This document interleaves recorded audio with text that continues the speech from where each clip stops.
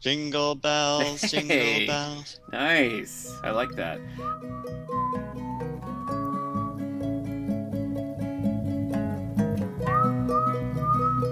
Thanks for tuning in to Howe's Things, a podcasted radio show from the David A. Howe Public Library, recorded right here in Wellsville, New York. Well, it's Christmas time, and that can only mean one thing. I'm sitting across from my fake little brother, Beau Hutchings. Beau, welcome back. Thanks. Merry Merry Christmas. Christmas to you. It's another Cozy Bros Christmas. Here we are. Which what is it, our fifth? Boy, somewhere around there. Yeah, I don't know. We'll have to go back to the Yeah, archives cool. once we We'll comb stop through. recording. Yeah, but I got a real humdinger for you here, Beau, for my book today. So I'm excited to share it with you. I'm very impressed with your full Christmas regalia that you're wearing. Oh yeah. And I don't know, I feel like it's going to break your heart for me to tell you this is just audio, but I want you to know that even though the listeners can't see it, I see it and appreciate it. This is not a visual medium. No, it's not. It's not. So we've got a full Christmas sweater. Full Christmas sweater with the gingerbread man. Says all snap. He's using candy cane as a crutch. And the back. The back says bite me. Wow. Ah, So it's like a Sour Patch Kid. It's sweet and it's a little sour around. yeah. Aren't gingerbread usually aren't they usually like sassy characters? I always Yeah. think of Shrek. I suppose in Shrek. Gingy, Sure. sassy, Yeah, you know. that's true. They always That's have the true. one-liners. So this is kind of a rip-off. It's like Oh, a Kmart version I of was Shrek. just gonna say that, but Kmart's aren't a thing anymore, so you just dated yourself. Did you hear? So the last Kmart in Michigan was in Marshall, the town Okay. I live Yeah. currently, and it just closed right before Oh. Thanksgiving. Oh, geez. I know. I want to do my Christmas shopping. What a bummer. We I know, had I one didn't in Wellsville until not too long ago. It really. was sad to see it go. Yeah. I don't think I made it out there when I Yeah. was there. I loved Kmart as a kid. Do you remember they used to have like the Kmart cafes? Do you remember that? They would have like No. it was like a restaurant. It wasn't just like get a soft pretzel. Like the Really? one in downtown Battle Creek, Michigan. I'm talking about everyone. Oh, well, I They think had because we the had one in whole. Marshall, I didn't make it out to Battle Creek Kmart. Oh yeah, you just had what Little Caesars in Marshall, right? Yeah. That's what we had in Yeah. Wellsville too. Yeah, pizza. I re I remember I went out there, I think last year, and Yeah. you could tell they were Oh they were yeah. kind of like Stick a on fork the in it. decline because I went back to like where the electronics used to be, and I was like, "Do you guys sell headphones?" And all I see are Christmas trees, and they're like, Yeah. We used to have electronics, but now we just sell Christmas decorations year round." I thought, "Uh-oh," and then the associate goes, "Thank you so much for shopping here." But in the Wow. most genuine tone, I was like, "Oh man, they Wow. must be hurting if they're coming around Yeah. personally to thank whoever they see." Sure. And Yeah. I hate to say it, but I didn't go in again after that because I always save my Kmart time as like my Christmas shopping time Okay. to just get like the little like cards and stuff that you need. And I Wow. totally missed the window on this one. Wow. End of an era. It is. Yeah, it really is. What a time. But you really brought me down. This is supposed to be an upbeat Christmas I know. Let's pick it special. up. Yeah, Let's pick seriously. it up. Okay, well, I want to talk about your Christmas book, but before that, let's get into our bookmark segments.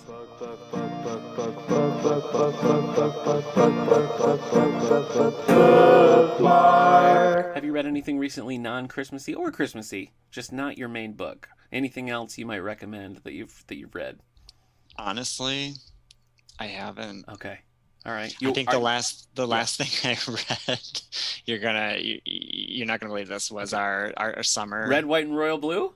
Yes. Wow. Okay. That's Yeah. all right. Are you watching anything? I feel like this is like prime time for streaming at the moment. For sure. Yeah. What am I watching? I'm really into Succession on Oh, HBO HBO. Yeah. Max. Mhm. I am really into the reboot of Sex and the City, actually. I just Oh, like that. is it good? It's different. Like Okay. it's a different tone, obviously. And For sure. because Yeah. it's not called Sex and the City, it's not called Sex and the City 2, it's Right. called And Just Like And That. just like that. Is that like So a phrase or an expression that was used in the original? yes. Oh, it is. Okay. Yeah, Carrie Bradshaw would always say, and just like that, I'm an Okay. author, or something like that. You know, Okay. like it would always be kind of like an interlude into Yeah, something yeah, yeah, else. yeah. So Okay. I feel like we've talked about this before, but I've read a lot of Candace Bushnell's books, and I have never seen like a frame of Sex in the City. I thought that I might watched be Lipstick Jungle, huh? that's pretty good. Who was Yeah. in that one? Oh, geez. Gosh, Brooke Shields. Brooke Shields, Brooke right? Shields, Kim Raver, and Lindsay Price from 90210. Yeah. All right. I was going Mhm. to say that Sex and the City might be a fun recap for you to do, but I don't know if you could make it through. Oh, you don't think I can handle it? Oh, I think I I can. don't know. Okay. Yeah, I feel like it's not your style. Oh, you think? Well, it is quippy and it is actually punny. So I like that. You might get a good chuckle out of some of the one-liners. Okay. All right. While we're talking on things that we watched, I just moments ago got home from seeing Spider-Man: No Way Home. Oh, what do you think? Well, I loved it. I thought it was super cool. I mean, I'm a big Spider-Man fan. I didn't know what to expect. I mean, some things was kind of like hard to avoid those spoilers, but like, is it Tom Holland still? Yeah, Tom Holland. Zendaya. Yep. Yep. Really good though. Really fun, especially if you're a longtime Spider-Man fan. Lots of fun little things in there.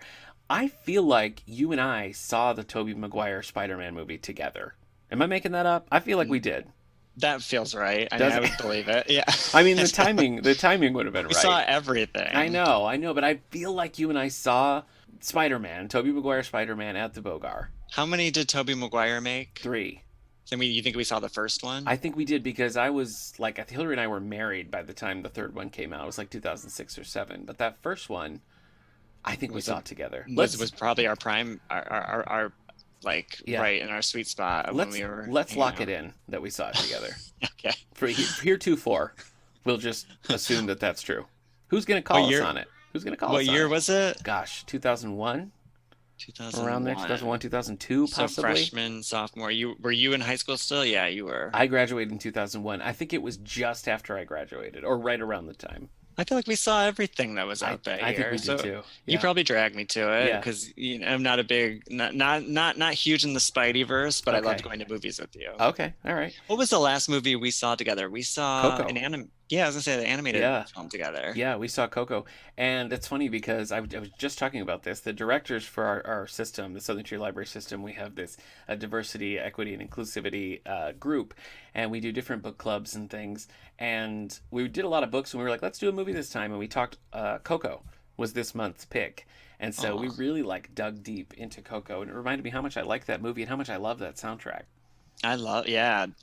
I was super impressed, and I don't really go to animated films that much, so I'm glad we chose that one. We saw that right at the Grand Theater here in Wellsville.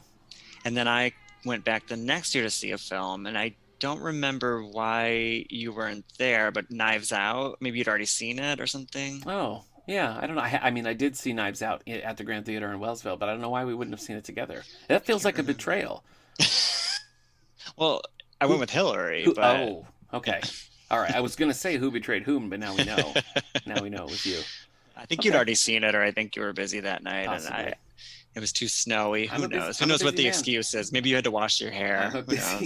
I'm a busy man. So I did read a few things, and I'm going to tell you about them whether you want me to or not. And I want to hear. I want suggestions. The thing is, I read some stuff that I didn't really like. I don't really have much positive to say. Keeping it up. I know. I read A Slow Fire Burning by Paula Hawkins. She wrote Girl on the Train. Thumbs down. I liked Girl on the Train. Didn't like this so much. It was a thriller. I found it hard to keep the characters straight, and by the time it resolved, I was kind of like, yeah, okay, whatever. So, I don't know. Didn't do much for me. I read Uncommon Type by America's Dad, Tom Hanks. Oh. I don't know. It was the most adequate thing I've ever read. I feel like I was like, yes, this is technically a story and this is technically decent writing, but it was just so boring. You know? Is Tom Hanks writing books now? Just the one, and it's short stories. Okay. So, you know. It's a good it's a good lead into writing a full book. I'd imagine. True. You're right. In the last episode, Allie was here, and we got to talking about Agatha Christie. And I tend to like Agatha Christie plays, but I'm not a big fan of her books. And so I was like, I should give it another try. So I read Partners in Crime, which is the second in the Tommy and Tuppence series. Don't like it. It's not for me. That's in Agatha Christie? Yeah, it is. Yeah. Okay. It's Tuppence. Tommy and Tuppence. Yes. It's one of her. I want to say there's 5 books in that series. So it's not 30 like Miss Marple or something. Yours truly just played in an Agatha Christie production here in Marshall around Halloween. What was it? Murder on the Orient Express. Really? Were you? Yes. Who were you? An extra, probably? Yeah, I was the train. That's great. No, I got a real role this time. I was Colonel Arbuthnot, so basically Sean Connery. Oh, who played that character in the new movie? Leslie Odom Jr. Oh, okay. All right. And I haven't seen either, but mostly because when I was cast, Yeah. I didn't want to be Sure. influenced. I feel And that. I remember when they asked me to play the part, and I was thinking, oh, it's a British accent, I can pull that off. And then all of a sudden, I'm reading the script, and I thought, Yeah. Scottish, not quite British. Oh. So the second I kind of started reading the lines, and I was going through it, I was like, oh, Shrek, Mike Myers. And I just, basically just imitated Shrek. Wow. And it came out. That's 2 Shrek references in this episode so far. Just you wait. I got more. I guess. Yeah. I got more there on the is a back Shrek burner. Christmas special, Shrek the Halls. Have you seen that? No, I'm not huge into Shrek, Well, but I mean, I do owe all of my performance to I was him. going to say you brought him up twice. I was in The Mousetrap. I was in The Mousetrap in college. Right. And I almost directed Go Back for Murder, and then we ended up having to scrap it. I still have all the scripts. I love it. It's a good one. So you didn't go back for Murder? I know. I did not. I chose not to go back for Murder. Who did you play in Mousetrap? I was Trotter, Sergeant Trotter. Is that the main guy? Is that the Poirot character? Yeah. Yeah. Have you done anything Christmassy? Yeah, actually, Marshall downtown had their Christmas they relaunched the Christmas parade this year. Last year, obviously, it was scrapped due to COVID, and this year they had it, and they usually do it the Monday after Thanksgiving.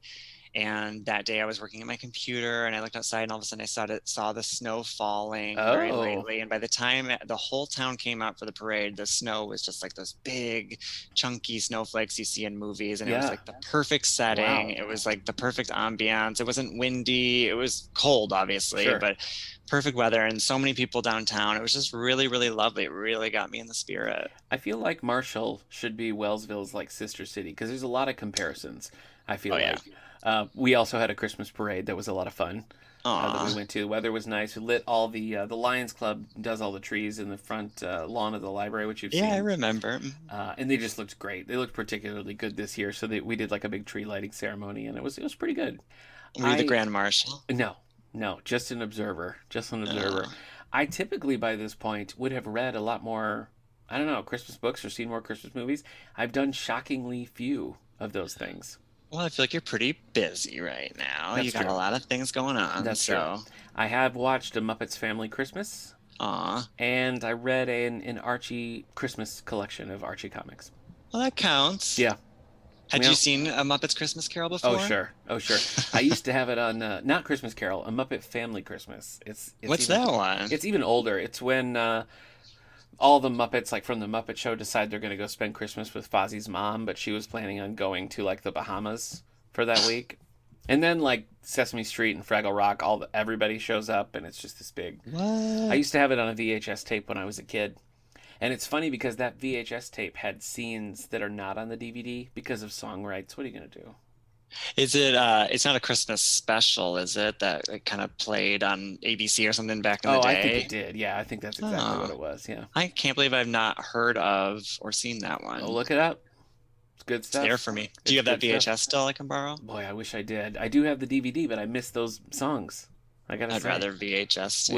Would you? Yeah. You're old school. I'm old school. Okay. When it comes to Christmas. Yeah, I don't know. We've got some time. I'm gonna try to get a few more things in there. I got to watch the Alistair Sim version of A Christmas Carol. I should watch Muppets Christmas Carol, obviously. Is Alistair Sim? Is that one of the older versions? It is old. Yeah. Yep, that's just like my go-to. Is there a Christmas movie that you have to see? It's like it's not Christmas unless you. I'll watch White Christmas, Christmas Eve. I have my not seen family White will Christmas. Ever. No, never. I feel like we probably talk about this every year. Maybe. So you have one more year to finally do before it. we do our next. Maybe this will be the year. Recording. Yeah, well, yeah, I won't hold my breath. Okay. But no, I think it's on Netflix, so it's pretty accessible. Okay. Yeah, that's always the one I must see. And then while we, hang out on Christmas Day, if A Christmas Story happens to be playing on TBS, I'll definitely catch that. Yep, that's good. I'm kind of going through, I want to watch one of the new movies that, Netflix puts out, or one of the new Christmas movies. Yes. So this year I want to watch Single All the Way next week before Christmas. Have you heard of that one? No, but I love the title. That's my favorite. can you believe that has never been a Christmas movie No, yet? and I actually don't believe that. I feel like it probably has. It probably has, yeah.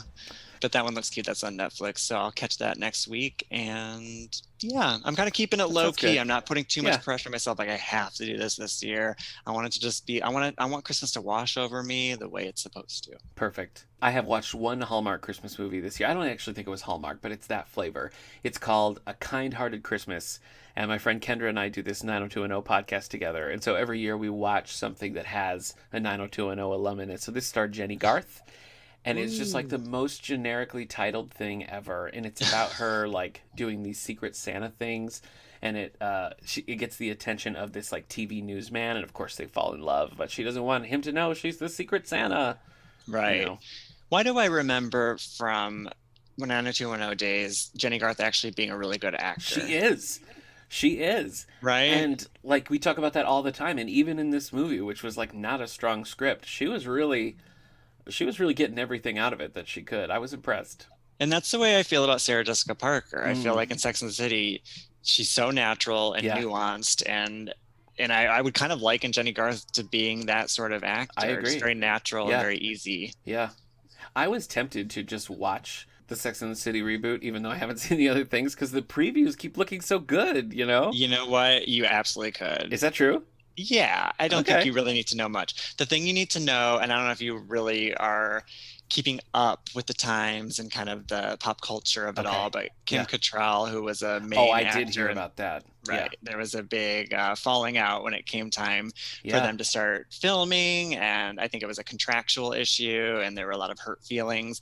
So they had to like majorly address the lack of the character Samantha in the friend group. Yeah. And I think they did a really good job. Oh, that's surprising. Covering. That's cool. But it's also a little meta the way they handle it. So so it might be a little shady. That's fun.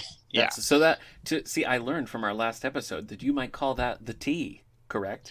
I did just spill the tea. Yeah. And you knew the tea ahead of time. This time. Yeah. Maybe this time. Yeah. All right. Well, listen. This has become one of my favorite Christmas traditions, where we read these books. So I think we need to get into our Christmas book club. I agree.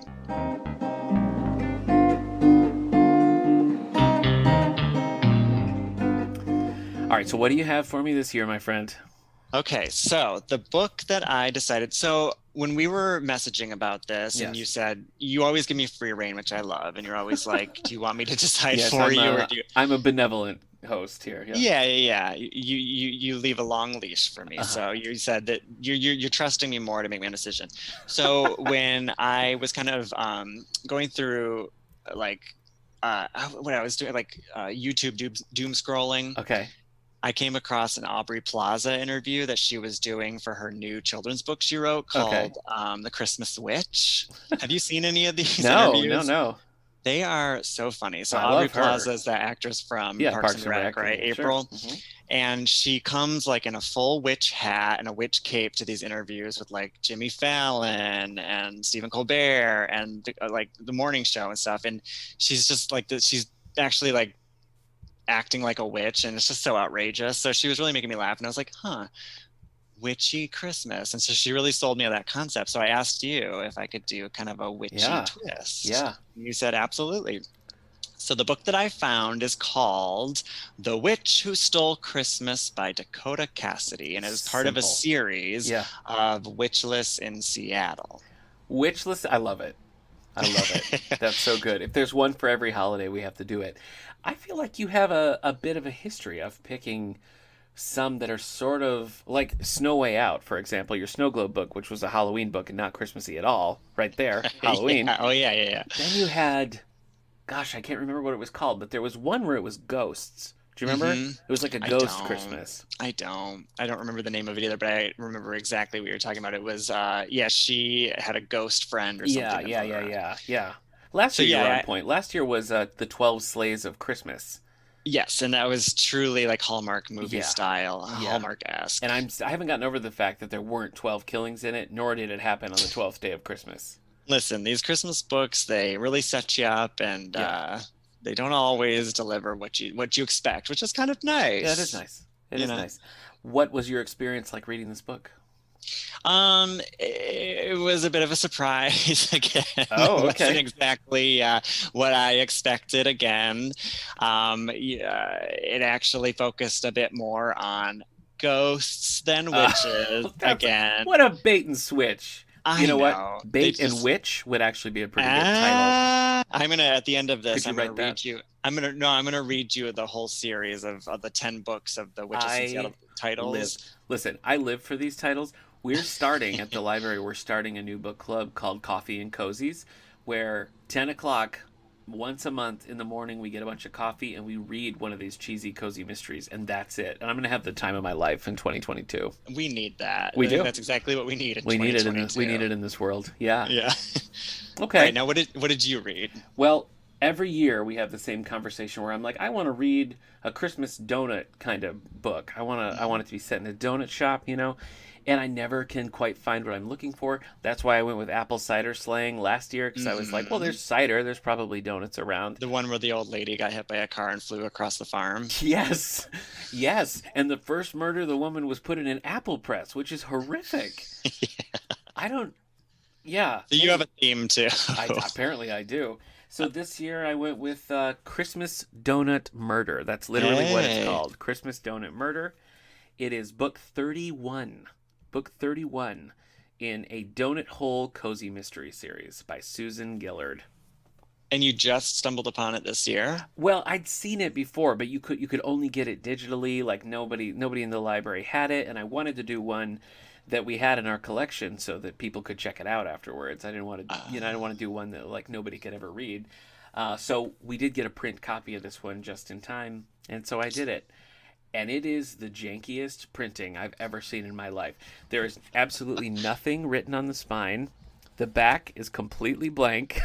oh my gosh, it looks like a manual. I know.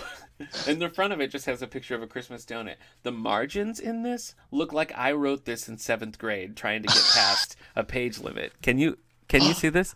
Oh my gosh. It's It a looks like a poem. it's like a full inch. I feel like this was designed to scroll on a phone.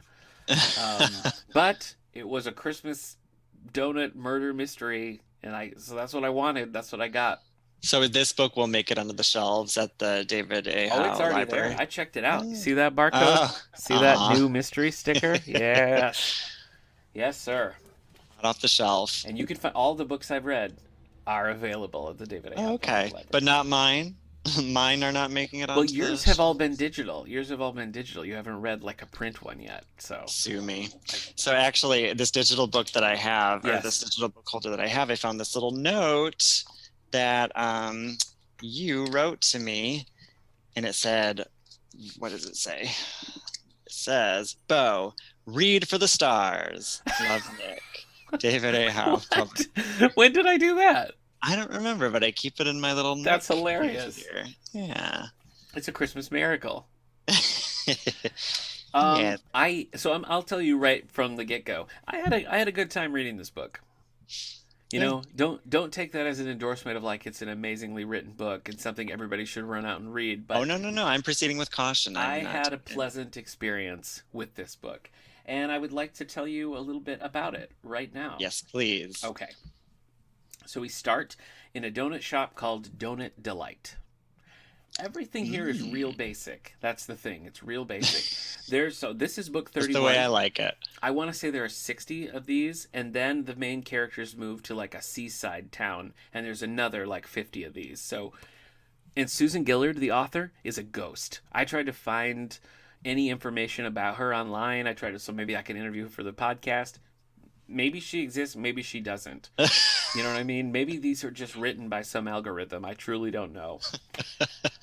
But you have Donut Delight, which is run by a woman named Heather Shepard. She's got her friend Amy or Ames Givens, and they're just they're having their best time in this donut shop. Their donut for the season is a vanilla based. It's filled with juicy cranberries and topped with white or chocolate almond glaze, topped with red and green sprinkles. How does that That's a sound to you? lot. That sounds like a lot. I'm not sure. I mean, I like cranberries. I'm not sure about the Same. cranberries in this donut.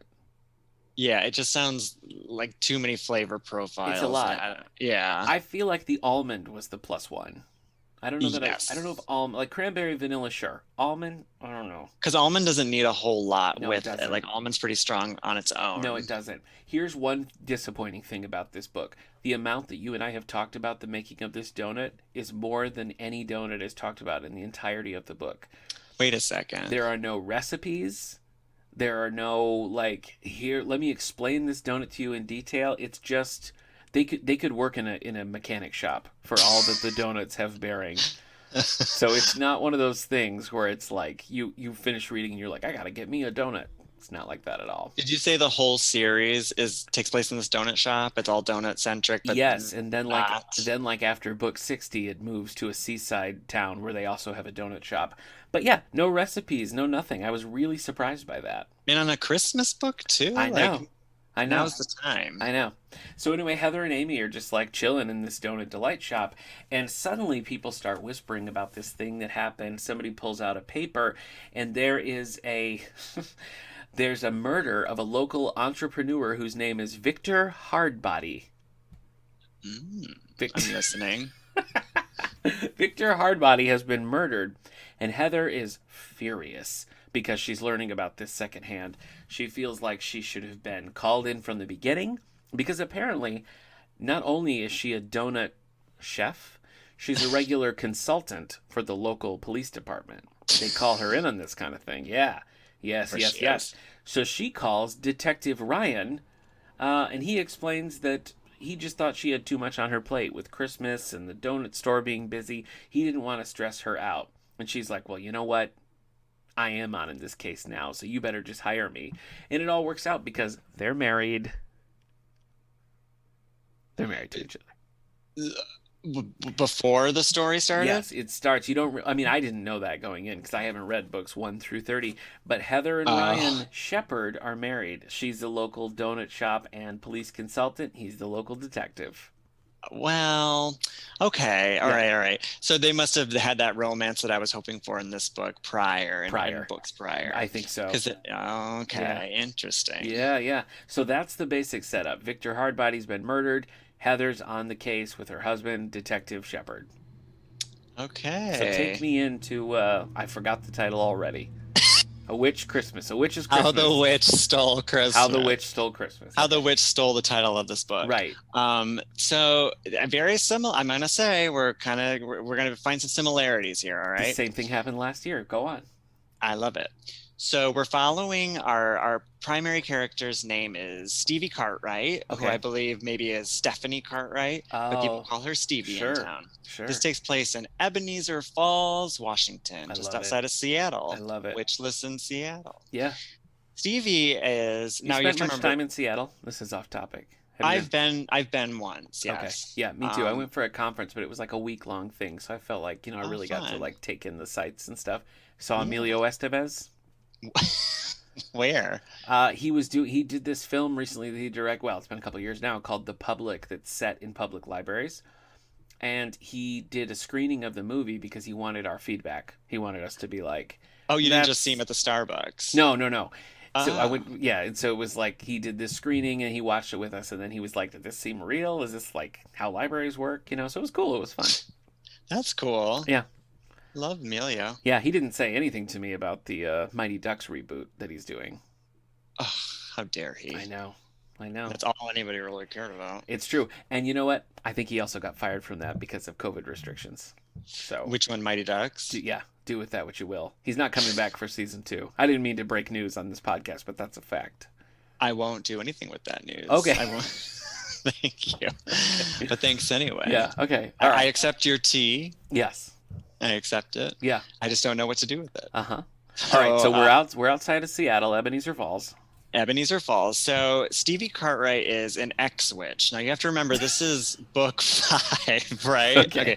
So this is book 5. So Yeah. we're smack dab in the middle of this series. Okay. So inexplicably lost her powers in a prior book. She's not a witch anymore. She's no longer a witch, but she's still kind Oh. of Okay, sorry. So it's not a bite. She didn't like retire. no. She lost her Something powers. happened. Oh, okay. He had a fight with a warlock whose name, let me get into my notes section of my iPhone because I wrote it. There are no less than 20 characters in this book. So let me get through this. Yeah. Yeah, bad sign, right? So she lost her powers in a big battle with Adam Westfield, Adam a Westfield. renowned warlock who Warlock. stole her Yeah. I powers. mean, I've never heard of him, but okay. I know when I heard Adam Westfield, I was like, oh yeah, Batman. But Yeah. that's It's just Adam Adam West. Adam Adam West. West. Look Thank you. at you with your But that's pop culture knowledge. Good for but you. that's who I'm picturing when I Yeah. see Adam Westfield. Yeah. So that'll paint you a picture. Here's one more step. Adam Warlock, prominent Marvel character. So, Oh, I don't, lot. and I can't picture him, but I'm still picturing Adam West. Yeah. Yeah. The late great Adam West. We lost him not Aw, too long ago. Yeah. that's as far as my Batman knowledge goes. That's fine. And Eartha Kitt? Yeah, she was there. There we Yeah. go. Who was the other one? Julie Newmar? Wasn't Julie she one? Newmar. Yep. And also Lee Yeah. Merriweather played Catwoman in the movie. Eartha Kitt has that version of Santa Baby that I hear a million times during the Christmas season. Have you heard that yet?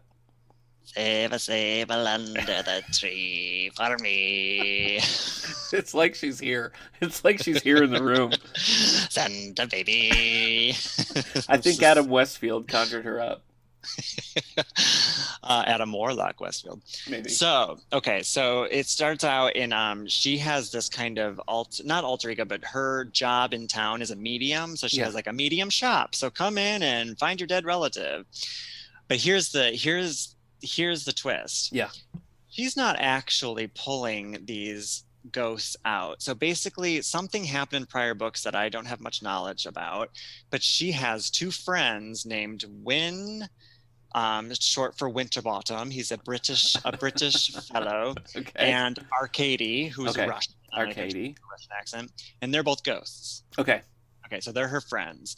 So somehow she has these two ghosts who were spies in another life, but they're her friends. Okay. So she calls on them to get the ghost of whoever's asking for a reading into the room. So basically they pull the ghost in, they whisper and translate what the ghost is saying to her, and Okay.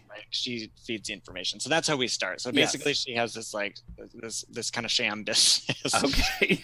She's no longer a witch, so she's just resting on her laurels, which Yeah. is the fact that she has these two ghosts that Sure. follow her around. Yeah. And basically, she had a relationship with Winterbottom back in the day, and he left her all of his money. Uh-huh. So she's loaded. Santa She lives in this baby. Santa baby gives the devil under the tree. And so basically, he left her all this money. She lives in this mansion in Ebenezer Falls, and she doesn't really need to work. But what she does with this business is she takes the money and she gives it to charities in the area. So it's all Okay. very like philanthropic. Sure.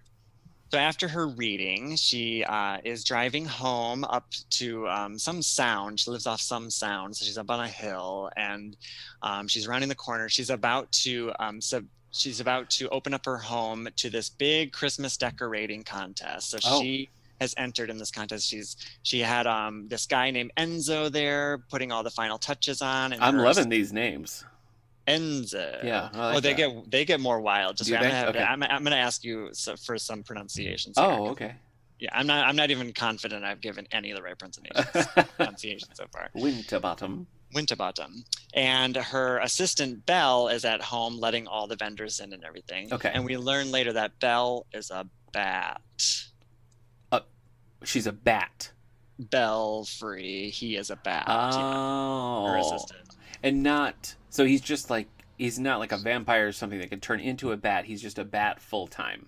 Right, and he's what they call a familiar. Have you ever heard of that Sure, term? yeah. Okay, so that's the witch's sidekick is Belfry. It's just bats. I feel like bats would be a particularly bad assistant just because of the way, like, they have to stay in flight. Bats can't hover or anything. You know what I mean? Yeah, or let in vendors to your house. Right, and aren't exactly. Like, So oh, if she was like, Belle, can you bring me a pen or something? I don't know if he could. Listen, Belle is sending emails for this chick. Wow. Well, maybe with Bluetooth. Maybe it's a Bluetooth thing. There we go. Yeah. This was written in 2016, so we had Bluetooth then. Okay, sure. Yeah. So she's rounding the corner and she's going to pull up and see her house all fabulously lit up and everything. And what does she see? A big, giant Easter bunny on top of her house pooping out eggs. What? She's seeing people on a balcony, these strippers on stripper poles throwing Mardi Gras beads. And this nativity scene that she had set out is turned into a cemetery. Oh. Something's happening. Yeah. Something is not right. Wow. And she is freaking out. I'm sorry. You said that I was going to see a lot of similarities to my book, and so far we have a bat who's a personal assistant and a giant rabbit pooping eggs into a cemetery. Maybe she was eating a donut. Well, that Did I would forget, did connect I it. forget to That mention would that? connect it. Okay. Okay, so Well, something's amiss. something's amiss. Okay. All right. Well, back in Christmas Donut Murder, we jump. It's a hard cut. Okay, so this book. What's your page count? It's not a competition, but what's your page Well, count? technically 150, but it says 163 because she has a bit of her next book I as a see. preview. Sometimes those digital pages, like in print, that would probably be longer. Mine is the exact opposite of that, though. Mine is 211 pages, but as I mentioned before, there's like 3 words per line because of these Yeah, margins. So this is right. generously a novella, but there is nothing between scenes. It's like something happens and the next scene is already happening. There's no wasted time here in the Christmas Donut Murder. So we cut right from Heather being upset about not being called in to being arriving at the scene with her husband. Whoa. A lot of Okay. times, who is a detective? A lot of times in this book, there's a character who pops in, and I think that's probably relevant to other things. And that's the first thing we do here. Officer Hoskins is there already, and he's just got kind of an attitude with Heather. And she's like, is it because he doesn't think I should be here as a consultant? Is he being sexist because I'm a woman? Or is Isn't he. that that's not her husband? No, no. Her husband is Ryan Shepard, who's the detective. Officer Hoskins is the officer on scene. Gotcha. Yes. So she's like, is he sexist? Is he just mad because I didn't bring donuts? And I think it is because he didn't bring donuts, is why she's mad. We jump right to the crime scene, and Victor, Hardbody, has been strangled in the basement with a string of Christmas lights. I love it. So he's got burns on his neck from where it shorted out. The doors were all locked, and one of the windows was broken. But when they go and inspect it, the glass is out. So somebody broke it from inside. So that's not a way that somebody got in here. Right. And Okay. Victor has the only key to the back door on him. It's like in his pocket. So it's a question of like, how did somebody get in here? How did this murder happen? Very confused. Um, they go right to who the other suspects are, who the people in the house are. So we have Junior Hardbody, Kenny Hardbody, and Jennifer Softy Hardbody. Excuse me? Yeah.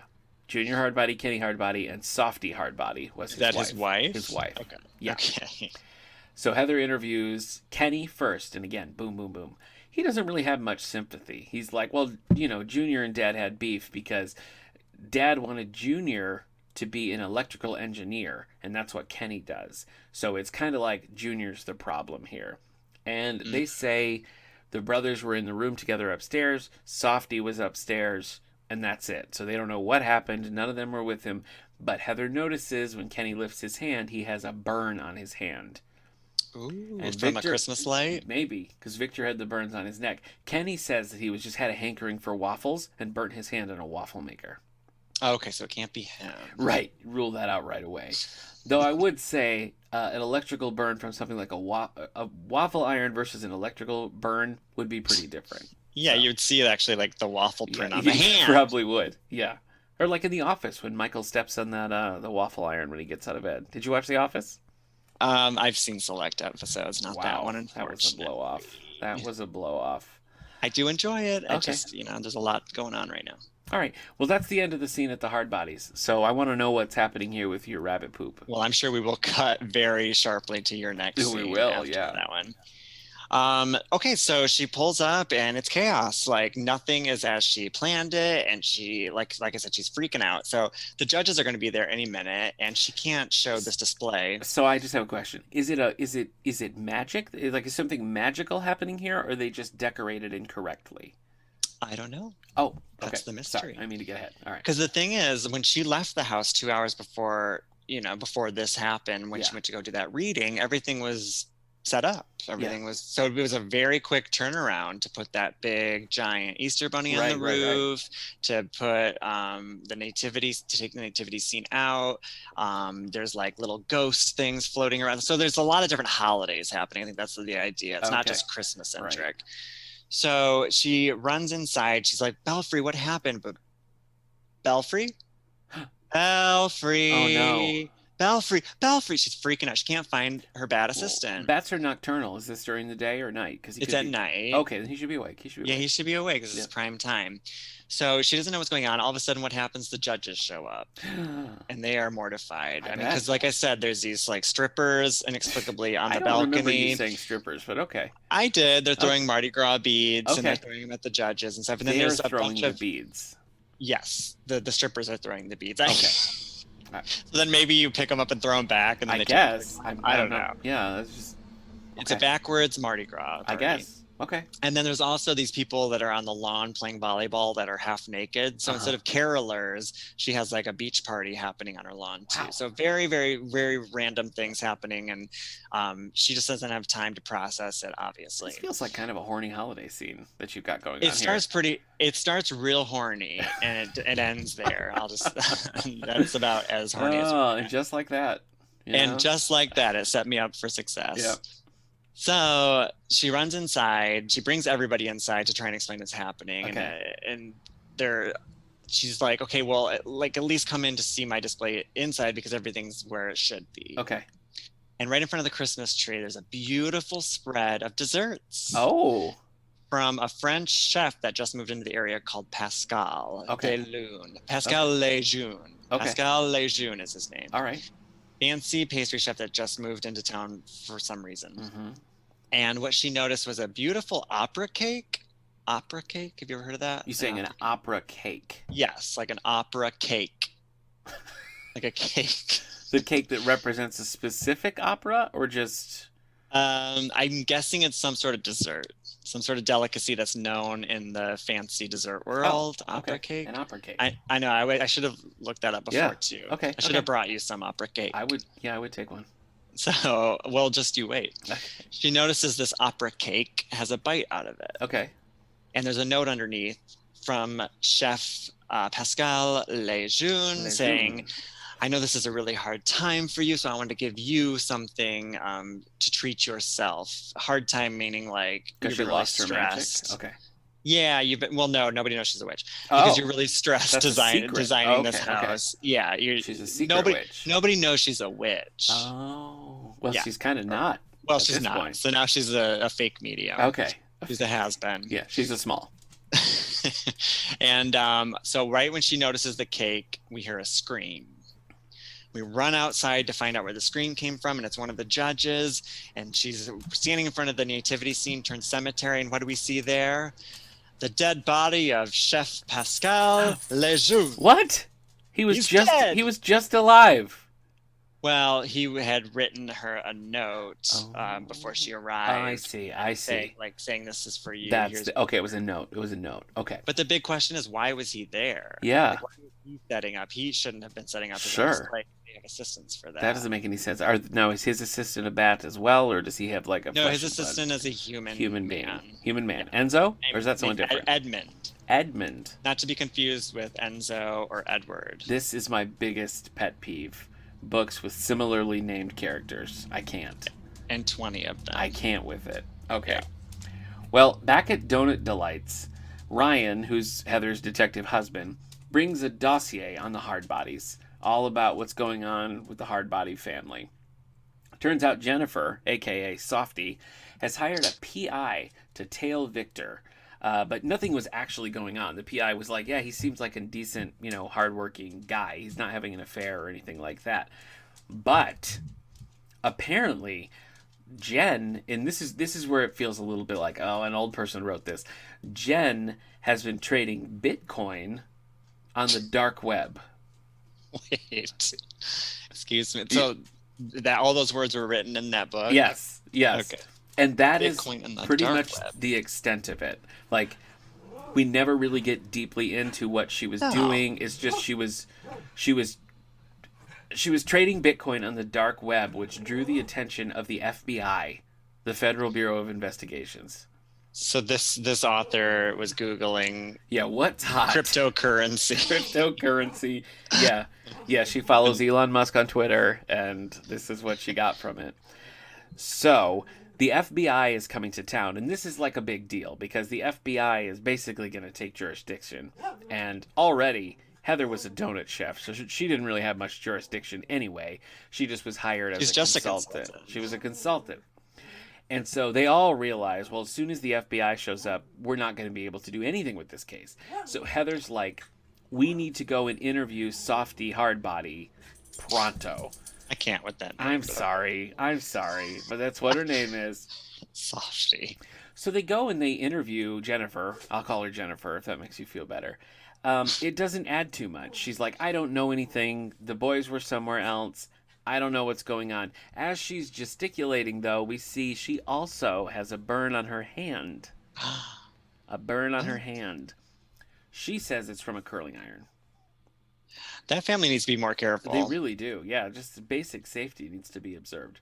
So this interview is going on right in the middle, but FBI agent Orchard shows up and clashes with Heather right away. Like they hate each other. Well, who does she think she is? Who does she think she's a donut chef? She's a donut chef. And the interview's over. That's it. Heather can't touch the case. That's it. She's off the case. She's got to turn in her flour, whatever you need to make donuts. Be a consultant. And just like that, she's just a donut maker. She's got to turn it in. Then we have a little interlude here, where Heather and Amy are just hanging out. Heather and Ames are just hanging out, and they've got a bunch of Christmas DVDs. They're real into physical media in this book. They got a bunch of DVDs. They're watching A Charlie Brown Christmas, talking about how frustrating it is that Agent Orchard came in and threw everything off. So they're hanging out with their dog, Dave, and the cat, whose name is Cupcake. Okay. And that's it. Cute. That's it for that. That's a whole scene? That's a whole scene, yeah. And I will say that the Christmas of it all, I mean, yes, they had a Christmas donut in the beginning. There are a few scenes where they're like, it is Christmas, and he was murdered with Christmas lights. So those three things are facts. Right. That being said, it's decidedly un-Christmassy throughout. What town are we in? I'm not sure. I was wondering that too, and I don't think they really get it. I mean, it's called Hillside, but they're not like Hillside, Nebraska. So it's probably established in some books, but I don't know. But it's not. Is it snowy? It's not snowy. It's rainy a lot of times. But maybe they're in Seattle. They could maybe we're in Ebenezer Falls. Maybe next town over. But it doesn't do any of those things. It just kind of every once in a while is like, and plus it's Christmas right now. So yeah, not super Christmassy. And that's pretty much it till we get into the next step here. All right. Well, so we just found the dead body of Chef Pascal Lejeune. Yes. So they bring everybody inside. They call the police, and very promptly 3 police people come. So we've got the hunky detective. Cool. We've got the hard as nails cop named Sandwich. That's what we call him, Sandwich. Huh. And then we what? Your cop's name is Sandwich. My cop's name is Orchard. So okay, there's a similarity. We got kind of a food-esque, I don't know, a loose theme going here. Yeah. And then the newbie on the scene is Dana. She's a new cop from Maine. So she just moved to the area. Dana from Maine. And they come and like already we're very familiar with them. The reason being because Stevie Cartwright has solved every murder mystery in Ebenezer Falls for the past few years. Because of her witch powers? Because of her witch powers and because she's just everything always centers around her because for some reason she's very centrally involved in all these mysteries. So they had just solved the murder 6 months prior. So she can't get a break. Right. No. Like people are dying left and right around her. And the cops always come to like, hey Stevie, like who did it? So basically they rely on her a lot to solve. So you could say she's a consultant. I guess she could be. Yeah. So that's the similarity there is that Stevie is always centrally involved in the plot of these crimes and murders and pretty much always solves them. So I have a good feeling. I don't think that Heather is a witch, but there were 30 books prior to this. So if she was a witch for the first 5, that still would leave 25 books in between of her not being a witch. So I'm not ruling it out. Yeah, no, I'm sure in the next, what you said, there's 60 total. So, well, 60 just with this, and then it switches to another setting. So yeah, She's got to be a witch in one of that those. much content. Sooner or later, you got to get into the dark arts. You know what I mean? Well, that's why I appreciate Dakota Cassidy because she just went all in. She I said love it. witches, Yeah, 10 books of witches. witches and ghosts. Yeah, Witch list here. Yeah, yeah. mostly just ghosts. So after the police kind of question her and we kind of meet them and stuff, and like, they're checking out the scene, we meet, now this is where I need your help. Petula. Petula? Petula, like Petula Clark. Petula, thank you. Yeah. Why did that not even ring? That did not cross my mind. Didn't ring your Christmas bells. Petula. Petula, who owns the bakery that Chef Lejeune came to deliver, I guess. Okay.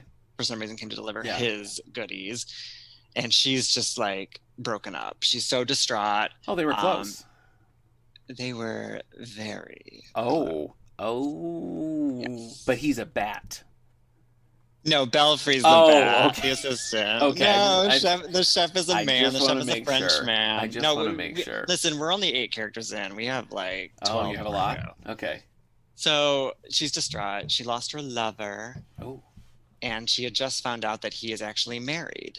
Eek. So she wasn't the only one. Wow. But she's really, really distraught that. Ask some questions of your partner. You know what I mean? We'll get there. We'll okay. figure it out. Let's just jump right in. That's why she hired him, because she was Yeah. so hunky and hot for him. Oh.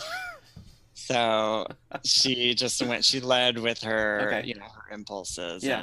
and this is where it led us to. So, Have you her ever lover- dated a chef or baker?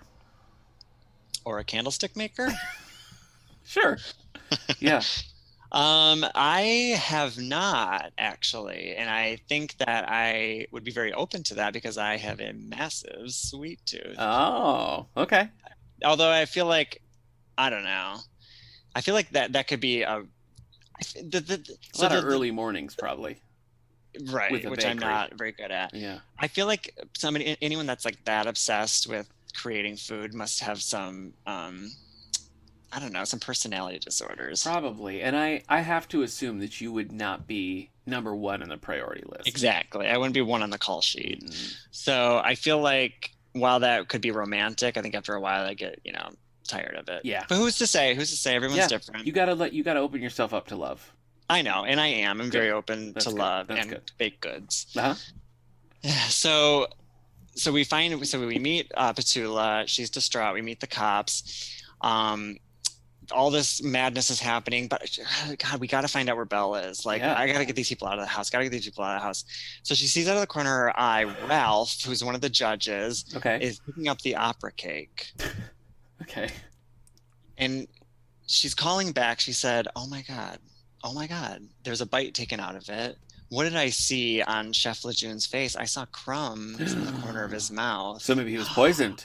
And maybe he was poisoned. So she's running, says, Ralph, don't eat that. She tries to grab it from Ralph. She struggles to get it out of Ralph's hands. They fall into the Christmas tree, and just a bunch of chaos happens, and Ralph breaks his leg. Oh, So he really took a tumble. he did. But she got the cake out of his hand, and she saved the day. So basically, all right, enough's enough. Too much chaos has happened. We got to get everybody out of the house. We get everybody out of the house, and she can finally take a breath. It's So possible that it was not poison. If you have a bat running loose in an area where food is being prepared, you're obsessed with this bat. bats are so unsanitary. Is all I'm saying. Have you ever had a bat stuck in your house? Oh my gosh. Do you not know the story of the bats stuck in my house? I feel like I do, but remind me. This has been many years ago now. We were doing work on the upstairs in our house, and I guess bats were getting in. And one night, my wife and I were asleep, and I woke up because I was like, what am I hearing? I thought I heard like a little squeak, and I turned on the lights. I looked all around. Nothing. I can't find anything. Go to sleep. Hours later, I wake up in just chaos because my wife is like, blah, like falling out of bed because a bat has crawled onto her face and starts like flapping its wings. Ah! She woke up with a bat flapping its wings on her face. And so we I like wrap up the sheets with the bat inside of it, just like throw it out of the house. The bat flies away, which was mistake number one, because the bat was on her face and we were in bed together. we had to go and get rabies shots. Oh no. And it was it was painful. It was a painful rabies shot. Yeah, and so that's how I can tell you. You got bats in the room with you. You got to be careful. Did they draw blood? No, neither one of us got bit, but like because it was on Hillary's face, I mean, it could have whatever. I cannot imagine Yeah. Waking up and finding a bat on somebody's face, Yeah. or waking up and having a bat on my face. Yeah. That is. It was a night. Yeah. I did not Horrifying. sleep soundly for a while because every sound I heard, I'd wake up and be like, "It's happening!" But just the one. No. Bats also have really like razor sharp little teeth, so like she could have gotten bit and wouldn't really have known it. So. How long was it? Did it just land on her face and then she woke up right Must away, have, or was it just like sitting there for a while? I was smoking a cigarette. Had a Reader's Digest. It had been there for a while. Yeah. And the baby. Yeah, he was looking for work as someone's personal assistant. So, had we been in the right state of mind, we could have hired him. But yeah, well, apparently they send mad emails. So. I guess they do. I've lost track. Do you want me to tell you what's happening next in mine? Absolutely. Okay. So we get the dossier. We have our little Christmas scene where they watch the Charlie Brown Christmas on DVD. And then they're like, okay, we got to figure out a little bit more of this. Before the FBI fully takes over the case, they're still tying up some loose ends. So Ryan is there, and Heather tags along with him to the Hardbody residence. And she's like, even though I'm not supposed to, I'm going to poke around this place. And she finds her way to Junior's room, Junior Hardbody. Mm-hmm. She goes into his room, all sorts of like drawings on the wall. He's clearly like, so it's kind of dark art, Mm.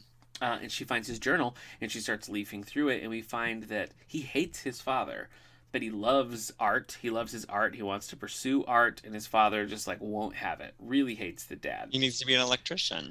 He does. So Junior catches her with the journal, and he's just kind of awkward. I feel like he's more like just socially awkward than anything, and so they have kind of a weird exchange. And he's like, "Hey, look, I don't care. I don't need my dad's approval. I'm gonna do my own thing. I don't need this, And he's like, if you don't trust me, go and look at the security footage, which is new information that there's apparently security footage. Yeah, that would have helped inside the house, and so they're gonna go and figure that out. Back at Donut Delights, Ryan has some new info to share. Apparently there were no prints in the basement. Like, no prints. Not their prints, no one's prints. So somebody has, like, really wiped this place clean. Okay. But we did find DNA from 2 men. Not enough to match it to anything, but the samples they have it was clear enough that it was 2 men. So DNA from what? I don't know. I don't know if it's, like, blood or whatever, but, like, there's DNA. This was in the basement? In the basement, yeah, with Victor. Yeah, I think on his person there was DNA. So now we get one more thing. Ryan finds out that there's a Mr. Johnson from the Johnson Company, so very specific, had written an angry letter to Victor about money that was owned, and it turns out Mr. Johnson arrived in town the day that Victor was murdered, and he's staying at the Wayside Inn. Johnson of Johnson and Johnson, Not and Johnson? Just one Johnson. Just okay. one, just like the one J&J shot. Just have, hey, one and done. Don't knock it till you tried it. Is that what you got? What vaccine did you get? I did. Did you I got the J&J. Did you get yourself boosted yet? The Bobo J&J. I did get a booster 3 weeks ago. I got the Pfizer. Oh, okay. What about you? I've been Moderna all the way. Yep. Yeah. 2 shots forever ago. And then my wife and I just got boosted, and she got pretty sick. Oh, from the booster? It was like a 1-day thing, and then like totally fine. But yeah. Yeah, I didn't have any kind of residual effect. Oh, that's nice. That's cool. Yep. So that's where we are. We got this new mystery man in town who's at the Wayside Inn. We don't have prints. Something crazy's going on. But we have male DNA. Male DNA. Two men. 2 male DNAs. Yep. Okay. And no donuts. Very few donuts. Very few donuts. Very few mentions of Christmas. All right, they're bad. This better wrap up with a donut because I'm getting hungry. So we left off. We kicked everyone out of our house, and she's just distraught. She can't find him. He's gone. She has a really bad feeling about this. Oh, like somehow. yeah. So somehow the ghost convince her. Her ghost friends have been there the whole time. They're supporting her, and they said, let's just go to sleep. You need to be rested. We'll figure this out tomorrow. So she goes to sleep. She wakes up. She said, today I'm going to make some calls, So she said, I'm going to call the company, the catering company that or the staffing company that was supposed to hire Victorian carolers who turned strippers and volleyball players. And you know what, though? I mean, that's eclectic. If you got hired in there, I mean, you could pull that off. You could do all those things. I could do both. Yeah. I'm versatile. I can sing. Yeah. I could play your Freddie Einsford Hill. I could play some beach bum in Mamma Mia. I could do it all. I bet you could. So yeah, I mean, some of those kids got really lucky. I'm sure somebody got booted. Somebody was like, you know what, you're not beach ready. You can't go out there, right? So they noticed in the notes, the person that canceled it and said they wanted strippers as opposed to carolers, that it was signed Belle. Signed. Yeah. Signed Belle. Okay. Yeah. So Belfry had made the switch over. Apparently, he made the cut. Right. No, Belfry had made the change. Right. He's trying to figure out who changed the details of these decorations, and Bell his name was signed to it. So somebody I'm so sorry. Is he having like full conversations with people? Is he just was he email only? He can talk. He could talk. Okay, he could. But talk. This was an email. Okay. That was like, well, that's hey, fine. I just need to know. We don't need carolers or however bats tap. I was gonna say you're miming typing, but I don't. Yeah.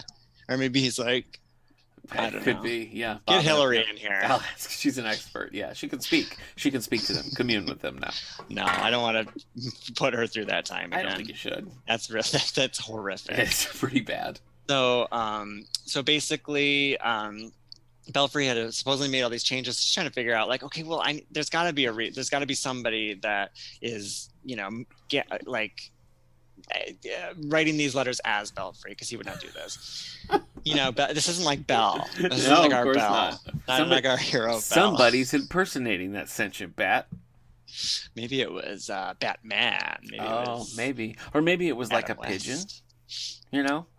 Well, I don't want to give any spoilers. Okay. Spoilers. So. I appreciate it. I don't want to give it away too soon. So she's like, okay, well, I gotta go downtown and get some answers. Okay. So she goes down to Petula's shop. Okay. Where she sees her old pal Enzo, the guy who set up the decorations. Enzo and Carmela are like father and mother figures to her. Okay. They'd helped set up the decorations and left, so they didn't have any information. They don't know who changed over so quickly these decorations. Such a mystery. Quick. It sounds like magic. Huh.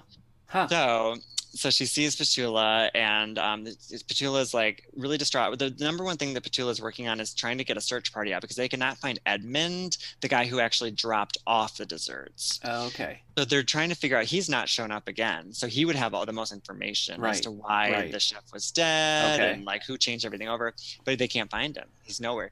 He and Belfry are nowhere to be found. So basically what we find out from Petula is that she doesn't think she was the only one that was having an affair with Chef.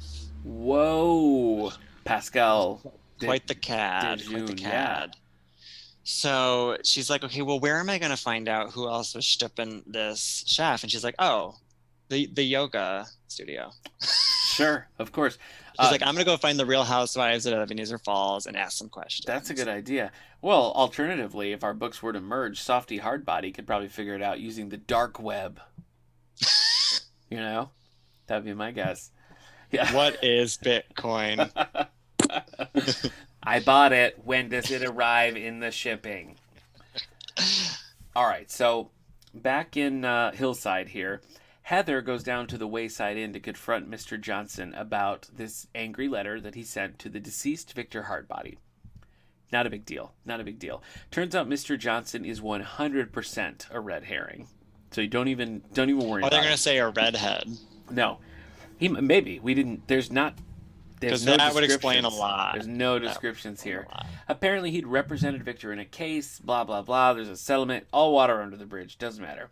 Meanwhile, but he came to collect money, right? He needs money. Yes, he did. He came to collect money. But we never, ever see or hear from this man again.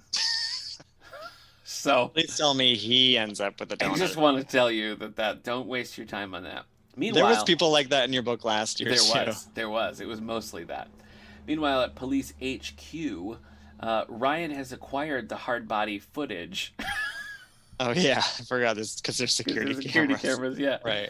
I forgot about And we see that Kenny has sabotaged one of the cameras days before this happens. Okay, Oh. so we go and we question Softy, and she says apparently there was an issue with it.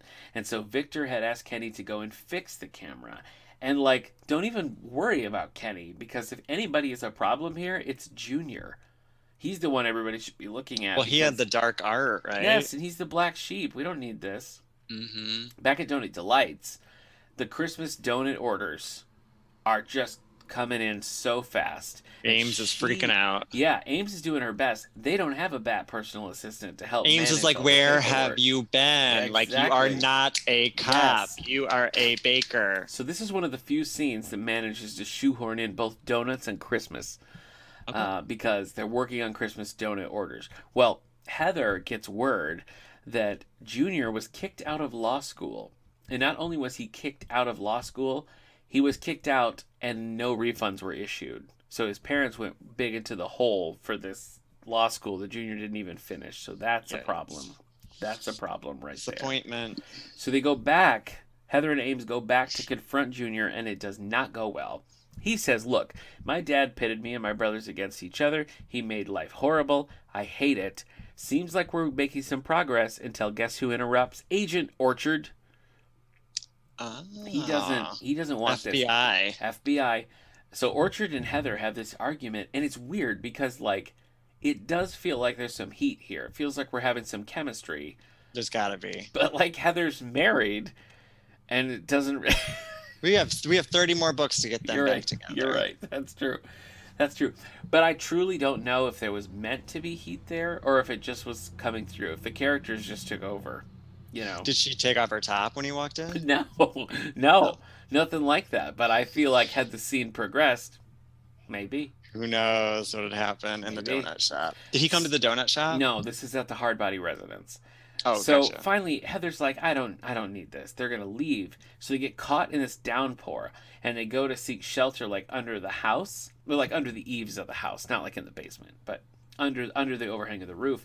And there, in the bushes, they discover a pair of gloves that are burnt. So I don't know. There's a clue. I don't tying know. in. So now we see something that probably is specifically tied to the murderer. We don't know. Guess we'll have to find out. How are your people doing? So we go to the yoga studio where we're sure to find the other floozies in town. If you're taking yoga, you are having an affair with multiple men and having an affair with men who are having an affair with multiple women. Just tons of stretchy pants and ponytails bopping around. Who needs that? All of them. And then here we have Stevie, and her hair's all disheveled. She hasn't slept, looking like looking a bit out of place. Well, that's kind of on her for showing up. Take care of yourself, you know. And she'd heard around town recently that we're going to skip the other characters that told her this information. But Gail, one of the Gails, I think her name is Gail. I'm actually not. I'm probably 3% sure her name was Gail. Okay. Was seen with the chef recently. So she sees Gail. She's like, Gail, let's get some coffee. I want to talk. And Gail's like, you own that big mansion on the top of the Sound, don't you? And Stevie's like, yeah, I do. She's like, all right, yeah, let's talk. So she's thinking like, okay, you're rich, you know, I want to know what's going on with you. So basically she sits Gail down. She's like, I know what you've been doing. You know, she's just like crazy. She's crazy. She's like, hasn't slept. She lost her bat friend. And and Gail's like, what are you talking about? And then she's like, don't you play coy with me. And so she's like just confronting her, making this big scene. So basically she like freaks Gail out, and she's like, I wasn't the only one. And so she, you know, she admits it, that she's been sleeping with the chef too. So we have all these Real Housewives. So the thing that she's starting to wonder, she's like, you know what? She's like, we got all these women that are married that are sleeping with the chef, but maybe it's their jealous husbands who found out. So now we have like the higher that we were trying to figure out a little bit more like, okay, well, this is becoming more layered. So eventually Petula kind of figures out that Gail was also, so there's like, we have all these girls that are like finding out that they all had affairs together, and it's getting really like catty and then what does Stevie do? tiptoes away. Where's Belle? So now she's like she's kind of gotta get out of starting there. little fires and stuff, and I then she's guess. also like just running away. Yeah. You know, the all the pointing fingers and the accusatory tone reminded me of that time that you and I were in a production of Fiddler on the Roof together, and we were we were backstage left, which was very small. It was just like about the size of a closet. And we were there for a long time, and apparently we were making too much noise for the man playing Tevye. Tabula. And after that scene ended, boy, he ripped us new ones. Do you remember that? I blacked out. You don't I feel remember like this? No, I definitely remember. Oh but my gosh. I don't remember getting the heat. I feel like it was more directed towards you. Oh, could and be. I just happened to be a witness. Okay. Yeah, he was a lot of pointing fingers. Yes. Apparently we really ruined something for him. I don't think that's true, but he was not happy. Absolutely terrifying. He was like not happy. 6'10". Yeah. And just Wide. hovering over us. But I'm putting most of the blame on the director. Uh-huh. Why would they have us stuck back in I that little don't closet during that I scene? don't What did they know. expect? The 2 kids in the show. I know. The 2 loudmouth kids. Why would they put us back there for a 2-month run of a show? Yeah. And expect us not to be raising some hell? Can I ask a follow-up question? Why would you cast 18-year-old me as the constable and 17-year-old you as the oldest character in Fiddler on the Roof? Because we're versatile. I guess. And we Yeah. I'm not saying we didn't pull it off. I just brilliant. think the choice was odd. You were John Truitt. I was. It made me You St. got Louis. it in you. Yeah. Hey, you know what? That reminds me. Annually, we mentioned that we met in Meet Me in St. Louis, where I played John Truitt and you played Sidney Purvis. So now we're going on how many years? Has That it come up was this year? 5. That 17 was years ago? no. That was like 21 years ago. Oh my God. Yeah. That's wild. Yeah. That's where we first met. We had that We handshake. had a handshake. Yeah. That was our big moment. You know what? Something told me when we had that handshake, I was That like, we'd be getting into Bitcoin and the 20 dark web. 20 plus years, I'm going to have an annual Christmas tradition with this kid. I knew it. And here we are. Listen, 3 more things happen in my book, and then I am done. Okay, yeah, about same. Okay, all right. So hit me. What else you got? So we just caused a big stir with the Real Housewives and all that. Every now and then, so when Stevie steps away, she gets these little glimpses. She's getting these calls saying, Yeah. help, Is this Belfry? help. And yes, it's Okay. Belfry. And she's like, Belfry, where are you? Yeah. And she breaks down about 12 times throughout Yeah. this book. She just starts crying. Like, she is not well and she's losing it. But what's she going to do? She's going to get all dressed up for the Christmas Eve party at the church. Oh. So she's like, I'm going to just go. I need to relax. Like, Sure. you know what? Maybe some answers we'll find there. Maybe. So she gets there, and what does she see? She sees more Real Housewives Uh-huh. and their husband. Uh-oh. So she notices this one pair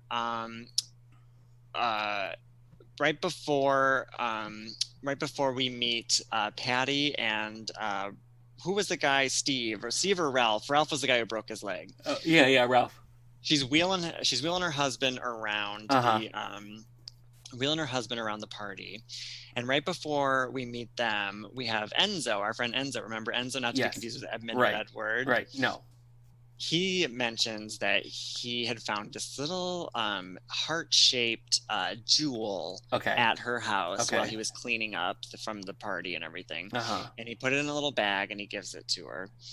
And while she's in conversation with Patty and Steve, what does she notice on Patty's neck? A necklace with a heart-shaped jewel missing. No. And she said, does Chef Pascal Lejeune ring a bell? And she's like, Oh. what are you doing? She's like, you were at my house. You set up all this other Wow. stuff. And then all of a sudden she takes her husband and she starts running down the hall with his wheelchair. Oh no. Trying to get the heck out of there. And she basically gets out the door and throws him down the stairs, and they both go tumbling down the stairs because she didn't see them coming. And they all end up. He ends up on top of her with the wheelchair, which sounds really horrible. It Like, I does. feel like she's absolutely crushed. Like, Yeah, she she's must dead. This Real Housewife with the ponytail just flattened under her Yeah. husband. Oh yeah. So the cops come and we kind of get to the bottom of it. Yes, she was there Okay. because she knew that Chef Lejeune was going to be there and be setting up, and her husband knew that she was going to be trying to find the chef. For some reason, he wanted to confront the chef at Stevie's house Okay. before the decorations before the party. You have to. When they knew that Yeah. Stevie wasn't going to be there. Yeah. So they're both there trying to get the chef. And basically he was going to confront him and be like, you need to stop sleeping with my wife. And he starts strangling him. And while he's strangling him, he dies. Ah. But it wasn't because he was strangling him. Okay. It was because he was poisoned. Poisoned. Right. Yeah. So they said, yeah, we confronted him. Yeah, we pulled him outside. But he didn't die because we did that. He died because he had poison from the little dessert. Oh. And she said, well, why were you trying to eat the dessert? I saw you holding it and I tried to pull it out of your hand. She said, well, because I saw my wife's jewel in the dessert and I thought, I don't want her to be incriminated because we were both here. So I was trying to pull it away. You thought I was trying to eat it. She's like, oh, okay. Yeah, simple mistake. My bad. Huh. So it wasn't actually. So while he was trying to, involuntary manslaughter? Yeah, maybe. Yeah, while he was trying to intend harm on this Voluntary chef, manslaughter. that would be voluntary. Yeah. He involuntarily assisted in the Yes. murder somewhat. So they get taken away. That couple went off to the slammer with you. So we're getting closer, right? Yeah. So we got some suspects there. We got the cake. We got some people that could have been involved, but actually weren't involved. So we do know that they were poisoned. Okay. Wow. So we do know that the chef was poisoned. Okay. Well, back at Donut Delights, we've just found the burned gloves. And now they're thinking, you know what? We need to really go over that security footage because something is not right here. Something's not messing with the stories. So Heather goes through and she sees a glint in Kenny's hand and realizes that Kenny... Heart-shaped diamond. Nope, your guess was wrong. Kenny has a key in his hand. It's the key that was found on Victor's body. And Heather is just like, the brothers did it together. Kenny's holding the key to the back door. They planted it on Victor. After they killed him, boom, the end. That's the case. All right. And I went back and reread this section more than once because I was like, well, what's the case? That he was holding a key? Like, how does that... Maybe he wasn't holding a key. Maybe it was a dime. You know what I mean? And, like, even if he was holding a key, how do you know it's the right key? And even if it was the right key, how does that mean that they killed him? Doesn't tell us anything. But that's just it. The brothers did it, and they planted the key on Victor. Ew. Yeah. Apparently, they got tired of him pitting them against Bossing each other. around. Yeah, that's it. They were just like, Being you a know dad. what? Screw this guy, and so they kill him, and they do this whole thing. So what was the burn on the hands? The burn on like the mother's hand and the brother's hand were just red herrings because the gloves were used, or maybe it was like the gloves had a burn on them too. The gloves had a burn, yeah. So their hands wouldn't have gotten burned because the gloves. It's a whole thing. It's a whole thing, and it doesn't really amount to much. But everybody is pretty much just like, "Yep, that's what happened." Yep. That. So they said we got to wrap this up. So I've got a little bit more of the aftermath here. So take us home. An epilogue. If you will. A little bit. Okay, so now things are heating up. So we figured out that the chef was poisoned. So she goes back to the house and she's fired up. She's like, okay. That's it. We need to wrap this up. Yeah. So she gets to her house and she starts calling. All right, let me look at the name again. Adam Westfield, the warlock who stole my powers. Show yourself now. Okay. I know you're involved. So all these suspects we met, she's like, no. Yeah, it was pass, swipe left. It's the warlock that was the one that killed the woman in the prior book, the one that killed the woman in the prior book. It's the same guy. It's him again. Always him. Never not Adam Westfield. Wow. She's like trying to summon him, and all of a sudden, who shows up through the door? Edmund, the bakery delivery boy. Right. And he has kind of like a dead look in his eyes. Okay. And she comes up and he's holding a knife and he's approaching her. And she said, Adam Westfield. So basically, Adam Westfield has taken the human form of Edmund and has possessed him and is walking Oh. around the world as Edmund. And so basically what happens is he pulls her into the kitchen where Belfry is hanging from a little noose from the ceiling, and she sees her love up there, Oh and she no. sees Edmund here. So basically they just get in this huge fight and they just start beating the absolute ever-loving crap Oh my out of each gosh. other. It Okay. becomes the most descriptive part of this whole book is this knockdown, drag out fight that this woman has with this young man who's possessed by, and I'm talking like this author must have been taking some sort of martial arts class at the time, because she's getting into real detail. The ghosts are like basically saying like, do this to him, do that to him, roll Wow. down here, punch his Wow. face here. And they just get into this big, huge brawl, and he like picks her hair up and like slams her head against the floor a few times, and they're just like they're going back and forth. So she gets him off and she gets the knife. She's about to stab, and then one of the ghosts is like, remember, it's Edmund. And she said, oh yeah, humans don't really like getting killed when they're possessed. So she has a moment where she lets go, and then he takes over again, and he's strangling her. She's like losing consciousness, and he grabs the necklace that's around her throat and rips it off, and all of a sudden thunder happens in the room and lightning crashes in the room, and then lightning strikes him, and the body flies off of her, and she knows, oh, Adam's gone. And they're like, how did that happen? The ghosts say, how did that happen? And she said, oh, the necklace that I was wearing must have been a magic spell from my dad. So when he rips it off, the magic from my dad, because I forgot my dad gave me this necklace as like a protective power. So that must have been what saved me. Oh, so it wasn't her magic. It was not her magic. It was a necklace that had never been mentioned prior in this book. Just all of a sudden, in that moment when Adam Westfield / Edmund grabbed it and pulled it off of her, did we learn that necklace had enchanting powers. Okay. So the Warlock's gone for now, she says. Yes. Because she knows he'll be back. He's got to come back in the next book and kill the next person. Right. So we get Belfry out, and Belfry is a character, man. Like Belfry's saying like, hey, what's up, dudes? So Belfry has this voice that I never even imagined. I'm thinking like, honestly, I'm thinking Eddie Murphy from Shrek. Oh. That's the third Shrek reference. Third. Wow, I mean, he's just a character. Like he's like Donkey. He's like, just really shooting the crap with everybody and just really casual and having the best time. He's really the life of the party. Everyone. I like how you're censoring your language for the pod. Well, this is a Christmas. It podcast, is. It's for Christmas. So. It's for Christmas. Did you hear? I said your 3 references was a turkey. You're from a bowling dynasty. I thought. Wha-bam, wha-bam, wha-bam. Yeah. Are you strike, good? strike, strike. Are you a good bowler? I am good. Yeah, I'm good enough. Who's the best? Beau's family owns a bowling alley. Everyone. Who is the best bowler in your family? Who do you think? Your dad? Joe. Oh, Joe. Sorry, you're right. Yeah. No, I mean, my dad is. All my parents are fierce. I am the black sheep in the sense I'm the only one who has not had a perfect game. Oh, I've not had a 300 score. I know I'm a little bit of a disappointment. But guess what I am starting to do, Nick? What? I am subbing on my parents' bowling team. Really? So about every other Saturday, I'll pop on as a guest star. Wow. I'm doing pretty good, too. Wow. I always get my average. I always say my average is whatever I get that day. You know, this phrase is overused, but in this case, it's the only thing appropriate. You're living the dream, my friend. I'm leaning into this small town Michigan life. I think you should. I absolutely think you should. At this point, you just gotta you can't beat them, bowl with them. Yeah, yeah. So, that's a good. I've had a lot of fun bowling with my family. It's been, I mean, might as well. It's part of the legacy. Yeah, I think so. Okay. Oh boy. So what have I told you now? So the brothers did it. I guess I thought that it was gonna.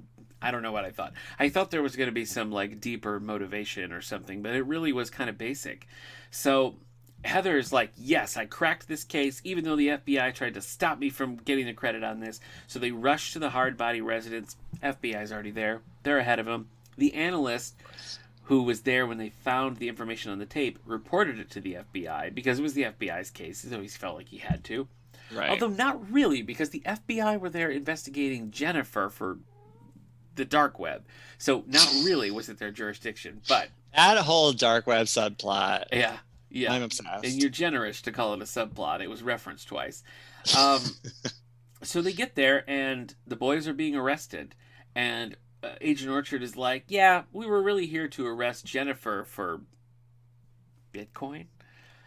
But we figured while we were here, we might as well arrest Coin the boys mishandling. since they're murderers. And so the whole family gets arrested.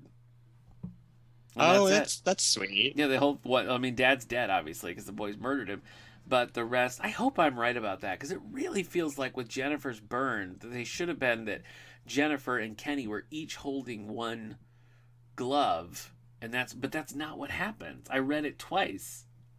I don't know. Did Jennifer get burned from the dark web? Could be. Those Bitcoins can get hot. Yeah, that's true. That's true. All the server space it takes for NFTs and digital currency, for sure. So those softy hard bodies, their lives are ruined. They're ruined.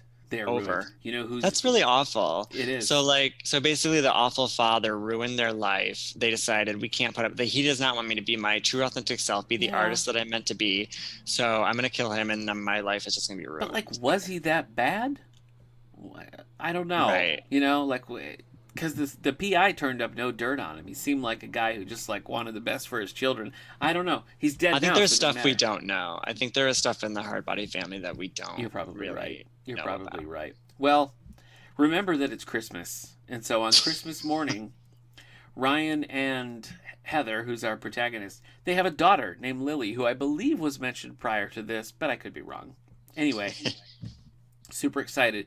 Opens up her presents Christmas morning. She got a 4-pack of DVDs with all the Jurassic Park movies, and they are very specific that it does include Jurassic World as well. What? It does include Jurassic World as well. When was this book written? Oh, what a question. About the time Jurassic World came out, I would Yeah, I was going to say. There's no publication date in this. I don't know. Somebody just printed this off a laser printer. It just appeared. I'm pretty sure. It just appeared on the shelf. I want to say it's like 2016. 2016. Oh, same as mine. Yeah. There you go. It was a good year for bad books. Well, that's not all, because they're like, Heather, we've got a present for you as well. Go look out the window. Heather goes out and looks out the window, right? And there's a brand new bright red Chevrolet Spark. It's a car. Oh my gosh. It's a car. Sweet. Yeah, they all kind of pitched in and bought her this car. And so who did? Yeah, good question. I mean, Ames, the town? Ames, like, yeah. Ames is holding down the donut shop. She doesn't have time to buy her negligent boss. It's Ames. And it's Ryan. And no, it's, Ames is resentful. So I kind of got the vibe that something very public happened to her previous car, maybe in book 30. Oh, right. There's so much I feel like something there happened. So anyway, I looked this up because I heard that Chevrolet Spark, and I'm like, oh, this has got to be like, 1969, this like a classic Chevy Spark. No, it is a very modest, very affordable current Chevy. Gets good gas mileage, Good enough for... You could get a good used one right now for about $11,000, wouldn't set you back too much. Why did they aim so low in this book? No, I guess realistic. That's what cracked me up about it, though, because she was so excited about this car, and it was just like, yeah, that's like like a Chevy Cavalier.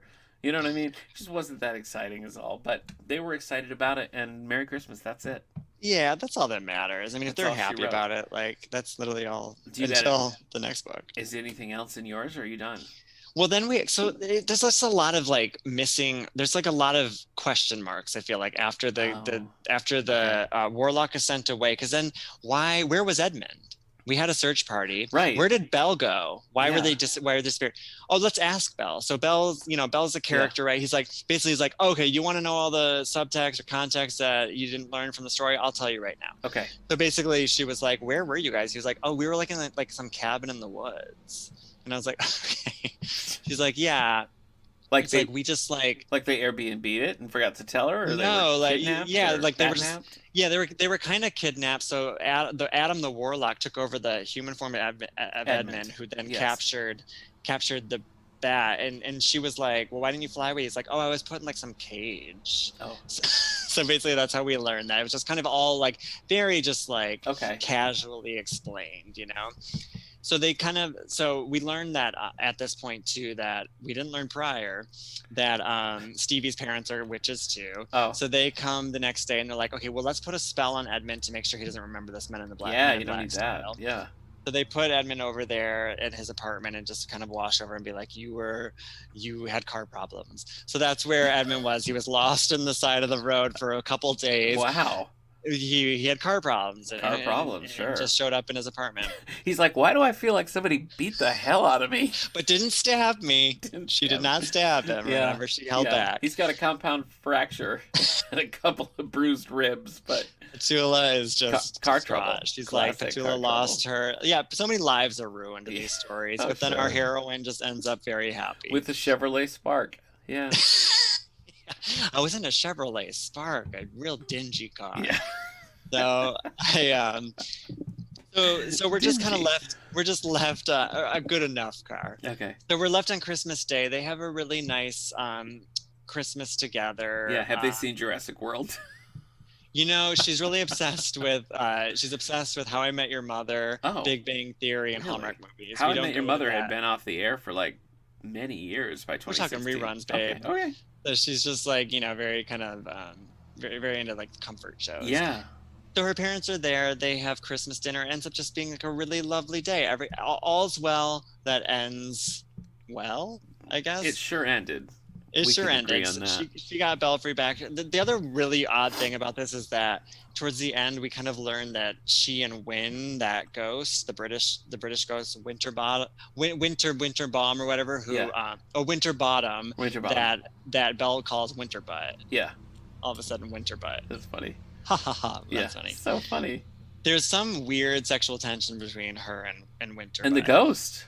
Yeah. And so then after this book ends is a preview for the next one, which is I told you I wanted to read you this list really quick. Please do.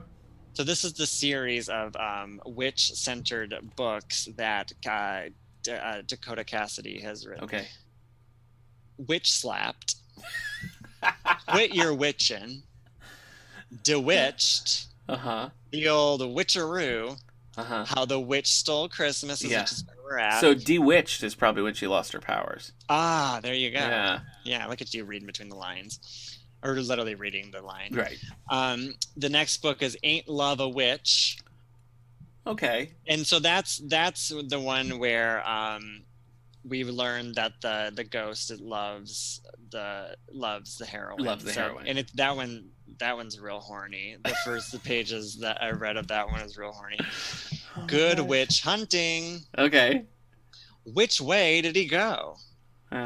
Witches get stitches. How many of these are there? And then one more. Okay. There's 10. Witch it real good. Yeah. No. There's also a nun series. You want to hear some of the nun ones? Please. None of Your Business Mysteries, a paranormal cozy mystery series. Then there were none. Yeah. Hit and None. House of the Rising Nun. The Smoking Nun. Smoking Nun. What a wonderful world. And then I stopped taking pictures. So. Hey, weren't you in Nonsense Amen? We don't talk about that. Sorry. I would tell you about my titles, but they're all just like Boston Cream Murder. Like apple fritter murder. That's it. That's all there is to it. And have nothing to do with any of the designs. No. So they're not really helpful. Well, let me ask you this first. Was it Christmassy enough? Because I know this is like a thing that you look forward to. This is like part of your Christmas tradition now. Was it Christmassy enough?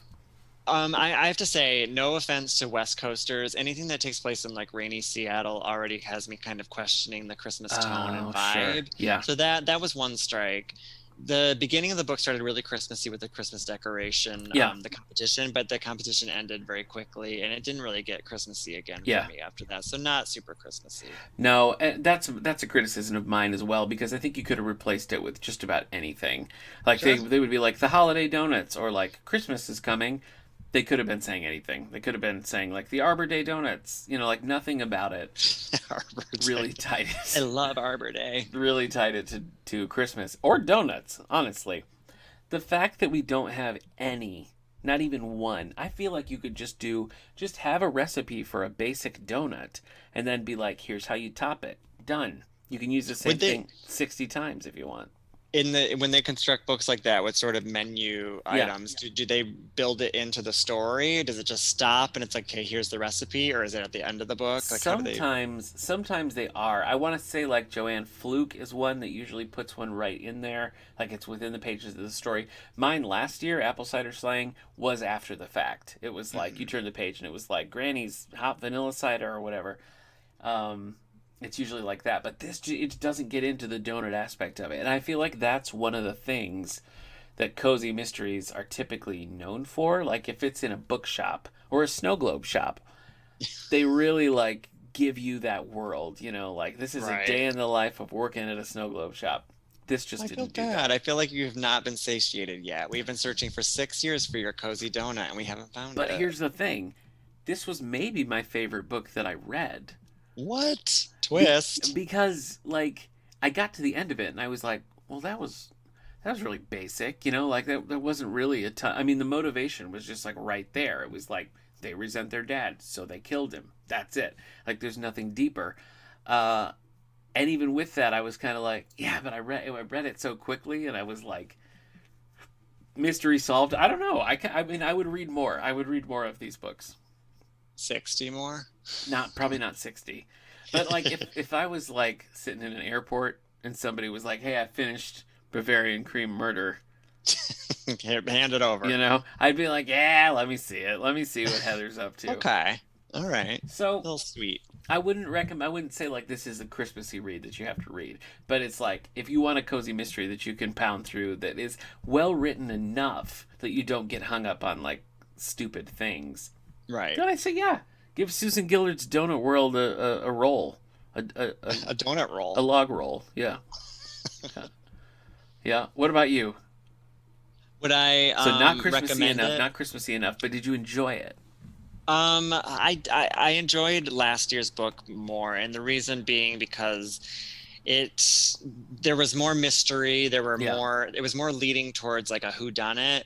This one obviously has a trope if it's always going to be Adam Westfield. He's yeah, a character, so right, we just kind of know where it's heading. I yeah, didn't know because I hadn't read the prior books, but then once we reached the housewife and her wheelchair-ridden husband, I was like, that's it? And we yeah, still had 20 pages left. I thought there's no way this is the final resolution. yeah. So after we realized they weren't really the ones and she came into her house and said, Adam Westfield, I was Yeah, like, okay, so it's going to be the ghost. this is the thing. The thing that took a twist was just the smackdown that she had with this man. Like the fact that talk about sexual tension Yeah. between her and Adam Westfield slash Oh, Edmund sure. slash Yeah. Enzo.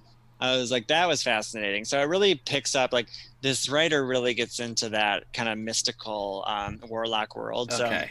she started to come alive at the end. Okay. Um, Still, I don't think I would read more of this series personally. The thing I feel bad about saying that is after the little tag for her Yeah. next book, she kind of like mentions like, please rate and review this and write really good things. I love hearing from you. Like she's really like campaigning to get good reviews. So I don't want to trash her book. Yeah. It's just not my style of thing. I Okay. think if you're looking for a series with like a witchy theme, I think this could be really fun. Okay. And they're not all Christmassy. This is just a Christmas No, entry. this was the Got one it. Christmas The one one. Christmas one. Okay. Yeah. All right. We've done better. We've done worse. I still remember that one I did. It was like the nine lives of Christmas. And that one, Muddy May Brown, or no, that was Sneaky that was Pie another. Brown. That was Santa Claus. That was Santa Claus by Eartha Oh, Kitt. No, um, Nine Lives of Christmas was the one where the cat kept dying in these horrible, grotesque ways. And it would be like, I got a few more lives left. And then it would sort of go between like, oh, what a cute little warm-hearted, hallmarky kind of story. And then the two characters were so hot for each other that it was just like I totally remember so that. weird. And so that one I feel like I remember the most. But this That was the was one that one was fun. That one was fun to talk about. I remember it was. that one. This one, yeah, this was hard to talk about. Like when I finished it, I was like, what the heck are we going to say? Because it's like, But you blink and loved you reading miss it. it. I know.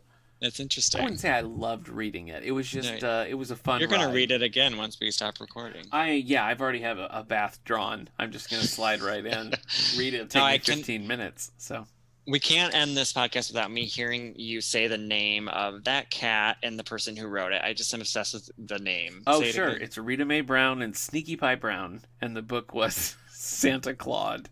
Somehow, Sneaky Pie Brown has really snuck its way into my life, because I was at the local bookshop in Marshall. I would give it a shout out. I can't remember the name of it, but it's the one on Main Street. And I saw Sneaky Pie Brown. I saw like that author. She's everywhere. As far as feline authors, Sneaky Pie Brown is maybe the most prolific. So interesting. Yeah, for sure. If I weren't so allergic, I would look into that. I wish you would. I'd love to hear what happened more, because that one was pretty intense. Santa Claus. That was the one where like rode a horse, right? Yes, and the thing about that one was that the animals were like communicating with each other and actually like organizing. Like they rescued somebody from a burning building at one point. That was really like these animals were part of the story. Like they had dialogue. So that was there's certain elements from our time with this podcast that always stick in my mind. The animals talking. Yeah. The really horny couple from the other one. 9 Lives. Yeah. And then the one where the guy hit the woman and the old lady, and she flew across the farm. Like, the way you described it. So shocking. Yeah. That was the cider one. Yeah.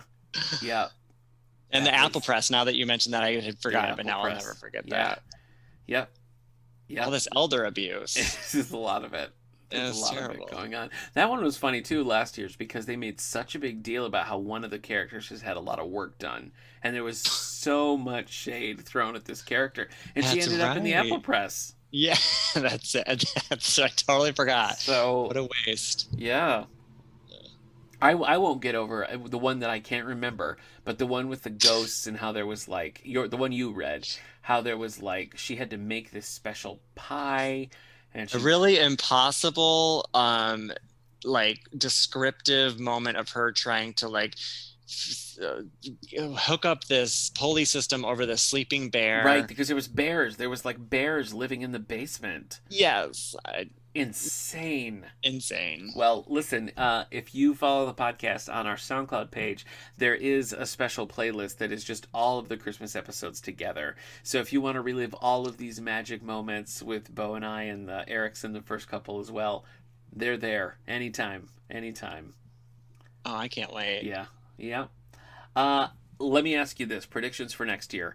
Are you going to stick with a supernatural theme? Are you going to lead more romancy? You want hard mystery? What are you thinking?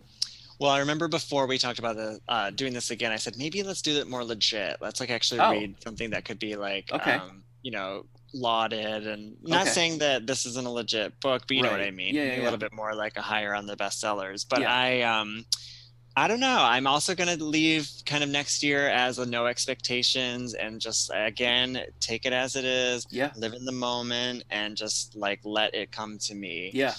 This witch spoke to me in my dreams. Okay. So who knows what's going to happen next year. Something might happen. Yeah. Should we do another Pride Month book club after Red, White, and Royal Blue? I would love that. Okay. If you're still an ally. So we'll start. I don't know. I have one already on our schedule. We don't have to do that one, but I do have one that's set up, and it is it was described as a take on Grease. So Grease is the word. Cool for the summer. I want to say it's what it's called. It's technically YA. That is on the schedule, so we can decide to do that one, or we can do a separate one. Now you listen to me, Miss Sandra D. Yes, that's a deep cut. That's an outtake of when I was in Greece, and instead of playing, what is it? What is her song called? There are worse things. There are worse things. Very serious moment. They started playing We Go Together, and the actress in the scene collected herself. The music stopped. She looked at Sandra D and said, "You listen good." And then There Are Worse Things I Could Do played. Oh, Melissa Pond, wherever you are. That was a golden moment. I love it. Well, Merry Christmas, my friend, and happy birthday. This is going to drop on your birthday. Thank you. So I'm looking at your birthday card that you mailed to me right now. And I can't wait to think of you. Saving it. You're saving it. Yeah, for the day of. Yeah. Okay. All right. What birthday is this? Can I ask? Yeah, 36. 36. I remember those days. I remember those days. It was not very far for you. You're getting up there. I'm 38. I know. I was gonna say. Yeah. Are you ready for the big 4-0? I assume you're coming out. I'm coming out. I'm already out. Well, no. No, I mean, you're going to get in the car, come out, for the big hang 4-0. out. Yeah, you have to. You have to. Heck yeah. Yeah, now it's Heck on. yeah. Now it's on audio, so I'll take you all the way to the Highlight Drive-In if you come out here. Okay. And you did. You came to see me. Well, you didn't come to see me. Yeah, but that's true. You did come to Marshall not too long ago. That's true. And though I had ulterior motives, I did change when I was coming to see you. So I know. That is a fact. Yes, you did. All right. Well, are you going to do anything else Christmassy? Do you have you said White Christmas? You got that locked in. Any other big Christmas plans? Nothing. It's just a weird time of year because it's my birthday on Monday, so I have to I get a lot of the this is for your birthday and Christmas. My birthday's 10 days after Christmas, so I also get those. It's that weird time in January. Everyone's just kind of like hanging out. Yeah, everybody's like, we did this already. What is my life? More presents. No. No, thank you. Celebrate it out. Yeah. I don't know. What do you have planned? I mean, obviously you're making a big move. Boy, so. Yeah, for Christmas, we're moving around, and no, we don't have anything too exciting planned. You have a tree, right? You'll have a tree set up. We have a tree. Yep, we're gonna get a different tree when we move. So lots of exciting holiday things coming your way. Yeah, I'm so excited. I'm so excited for like kind of new beginnings. I know. Yeah, I know. Perfect time. All right. Well, this is my favorite Christmas tradition, and we did it. Me too. All right. Next time around, our next episode is going to be in January, and my friend Kendra is going to join me. We're going to talk about all of the favorite things that we read and watched during 2021. So if you have favorite things that you read and watched during 2021, you can send us to us over on Twitter at All the Book Show, Facebook David A. Howe Public Library, or any other way you want to get in touch. Beau, you can do that as well, not just the other listeners. I'm there. Okay. All right. All right. Well, that's going to do it for this holiday episode of How's Things, Beau, until we meet again. Bye, big bro. Happy holidays. Happy holidays. Happy holidays.